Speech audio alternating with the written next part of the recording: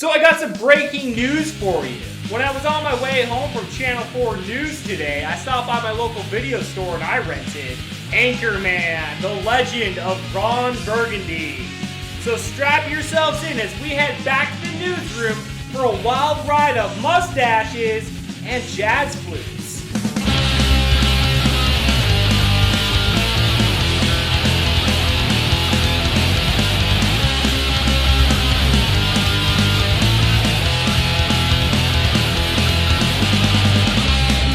I hope you're staying classy out there on the internet, cause it's almost time for the 6 p.m. local news.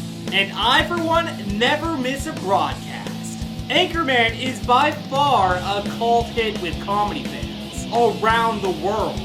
So tell Miss Corningstone that her big break is going to have to wait, cause Kevin Porter is about to make a splash on the local news. Without further ado, let's cannonball right on into Anchorman, the Legend of Ron Burgundy. It's the year 1974 and Ron Burgundy is the king of the local news in San Diego, California. His news team consists of childhood friends Brian Fantana, Champ Kind, and Brick Tamlin. The news has just come across the wire that KDWN Channel 4 has again claimed to be the #1 newscast in the city. Station director Ed Harkin advises them to keep it low tonight. Well, you know what that means. Cannonball! The crew is celebrating hard into the evening. It looks like Ron is going to hook up until he sees a mysterious blonde.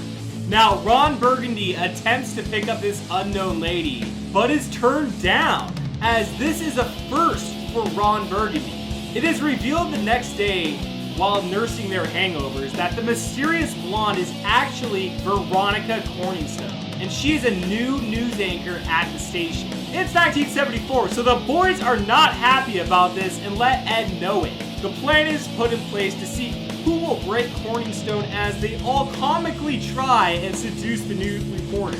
Needless to say, none of them are successful until Ron attempts to show her the gun show. But she lays it out that he wants to show her the town, one professional to another. This leads to a night on the town in Santiago. Ron shows off his jazz flute skills and impresses Veronica. They end up going to Pleasure Town and wake up in the morning next to each other.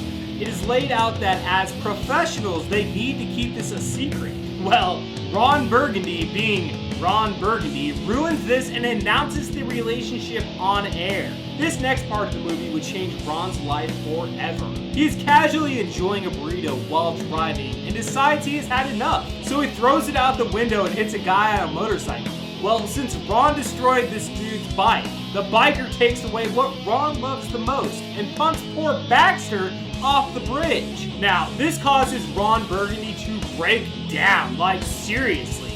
They are minutes away from the 6 p.m. news beginning. A decision has to be made. Who will step in for Ron Burgundy? Veronica Corningstone takes the challenge and nails the broadcast. After arriving late to the studio, Ron finds out about Veronica doing the news, and instead of celebrating with her, he berates her and ends their relationship in front of everybody. With her appearance being a rating success, Veronica is promoted to co-anchor with Ron Burgundy. This leads to an off-the-air rivalry that is played throughout the movie. The boys decide that it's time to go cheer themselves up and buy new suits. This leads to probably one of the funnier scenes in the movie. When the news crews are confronted by the other local news stations, we had seen earlier an altercation between Wes Mantooth and Ron Burgundy, as that had established a rivalry.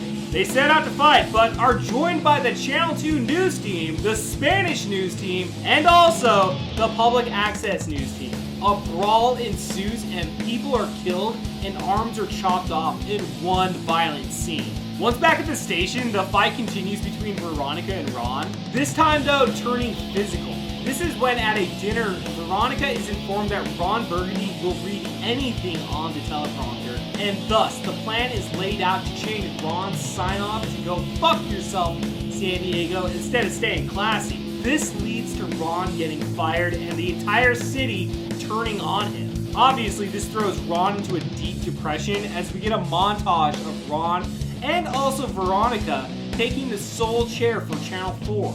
She eventually realizes that she may have gone too far, but can't bring herself to apologize just yet to Ron. Flash forward 3 months later, and the panda birth that has been teased all film is finally here.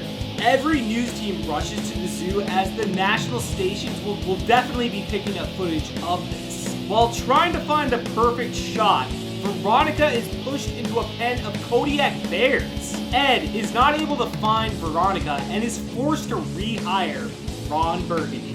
Now that he is back in the business, he arrives on the scene ready to report the news. He sees Veronica in the bear cave and jumps in to save her.